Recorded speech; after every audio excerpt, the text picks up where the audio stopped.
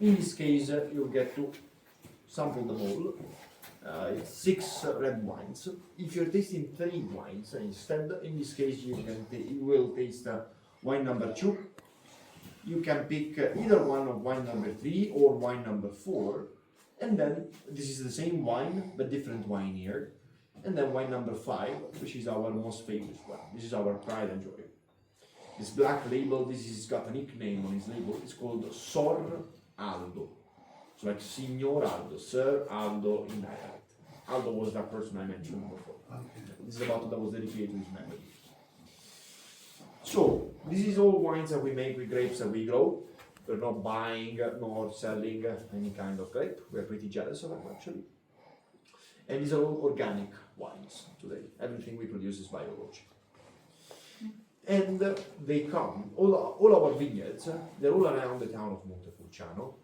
They are in 3 different spots, 3 different locations. And so today you'll get to sample a different style of Sangiovese from each one of these 3 different places. Plus an intruder. This is one of the so-called Super Tuscans. So it's a winery, in this case, this is made without Sangiovese. Actually, I want to show you on a map, because here I have a beautiful map of the municipality of the town. See all these little squares? These are all the vineyards where you can make a Vino Nobile.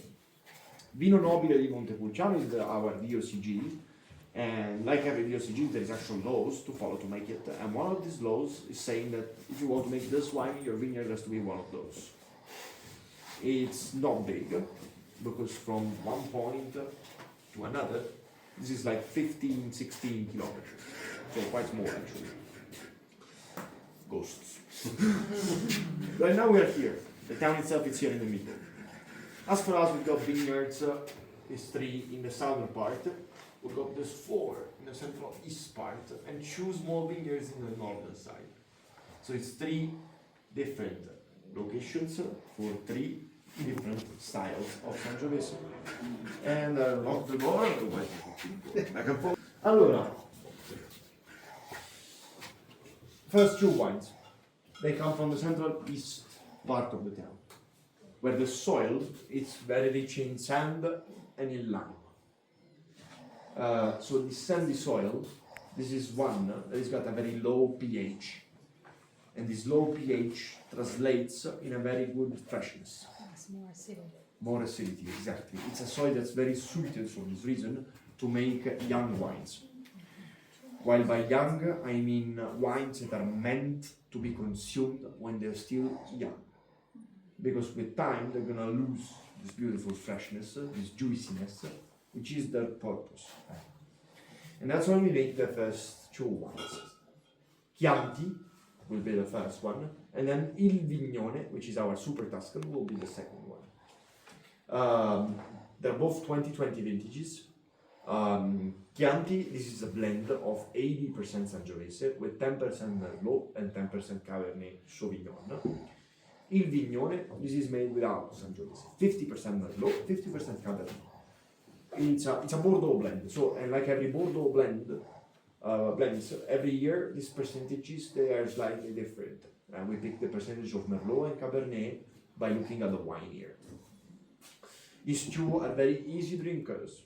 They don't have a lot of structure, they're quite fruity, they're very well balanced, the finish is very smooth, not a lot of tannins, so they're very drinkable, and overall I like to think of these 2 as daily wines. While with these other 4 wines, things get more serious. They're all 100% Sangiovese. Vino Nobile, it's what we're mostly well known for. We have 2 labels of Vino Nobile. White, it's our classic. And black, Sor Aldo, this is our selection of Vino Nobile. 100% Sangiovese, both of them. But they are different wine years, because this white label, we got 2 wine years to let you sample today. 2020 was a dry year. A year that made wines that are a little bit more mature. This is true not just for these 2 bottles, for Sangiovese in Toscana in general. These wines, they tend to be more mature, more well-rounded, they're softer, even in the tannins, if compared to 2021, which was a wet year. It rained much more. So these wines, they tend to have a bit more intensity and a bit more finesse, in my opinion. While Soraldo, this is also a 2020 bottle. Aging is different. 18 months in barrels and 18 months in bottles, so 36 months of age.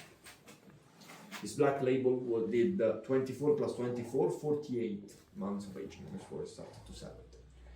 But the main difference between these two, it's not made by the year or by how much time they spend in the barrels, but mostly by the place where they're coming from. White label, it's in the southern side. Black label is 9 kilometers north. It's only 9 kilometers, but this one in the south, first off, this is the coldest side of the town. This is getting all the winds from the Apennine Mountains, which are cold ones. The other vineyard is at the top of a hill, so it's getting winds from everywhere, and it's constantly under the sun, so it's much warmer there. Plus, this vineyard in the south, this is exactly under a place that is called Pietra del Diavolo, so the Devil's Rock. Because this one, and also Monte Pulciano, back in the days, they were craters of old volcanoes. This is a volcanic soil. There's no sand here. There's a lot of these volcanic rocks. There's clay, plus the cold temperature we have in the vineyard. These are the ingredients that are making the elegance of this liquor.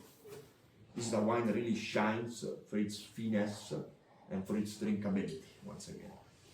Maybe it doesn't have the same juiciness of the first two, not the same fruit.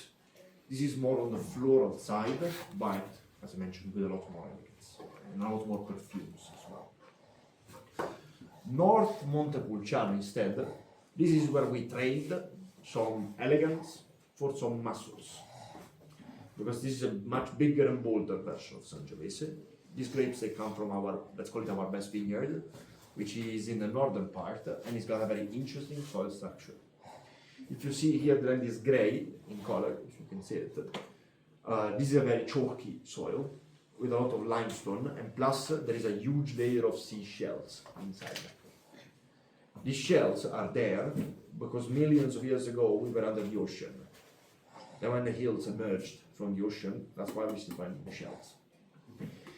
And as you can imagine, so fossils, limestone, chalk, this is not exactly a very easy soil for plants. Every plant is having a hard time to find here water and nutrients with their roots. So if compared to other zones, other vineyards, this is the same plant, it's the same Sangiovese. But this Sangiovese gives us less production. We're talking 4.5 tons of grapes per hectare versus 6.5 versus 8. This is smaller clusters, smaller grapes. The skin of these grapes is much thicker. It's almost triple the amount if compared to the skins of the other Sangiovese, with a very different concentration of sugar, tannins, polyphenols, terpenes in the skins. So what's the difference between these two? This Soraldo, this will be more concentrated in texture, in flavors, in aromas. It's also slightly more tannic. So this is for sure a more complex version of Sangiovese. And then, last wine. This is our jewel right here. We consider it our family reserve, and 100% Sangiovese again. It's a wine that we don't make every year. In the last 7 years, we made it twice. Very small batch, less than 2,000 bottles in 2019, which is the wine year that you will get to sample today. This is an extremely small vineyard, which is exactly in front of the vineyard of Soraldo. Same soil, same shells, but in between these two there is a forest. So for the most part of the day, these grapes are under the shadow of the trees, while these ones are constantly under the sun. So this means a slightly lower temperature with a slightly higher humidity. Ciao. Ciao. And in 2019, Nicolo, our winemaker, he had a great idea, in my opinion, and his idea was to enhance the aromatic difference between these two vineyards by harvesting these grapes at night. They were picked at 1 a.m. when the temperature was even colder. He also waited for the full moon because that helps to reach the right balsamic point, the right concentration of polyphenols. And then we needed to be quick.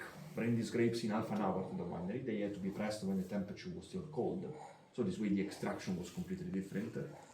And they end up making wine that is quite different if compared to Syrah, with only 12 months in the barrels. Because otherwise it would have been overcooked. This was a dedicated Sangiovese, it would have tasted just like a barrel. 2019 though, so this means that right now we are at 40 plus months of bottle age. This is a much more intense version of Sangiovese with an extremely long finish at the end. Okay? Got it. I have a question. Sure.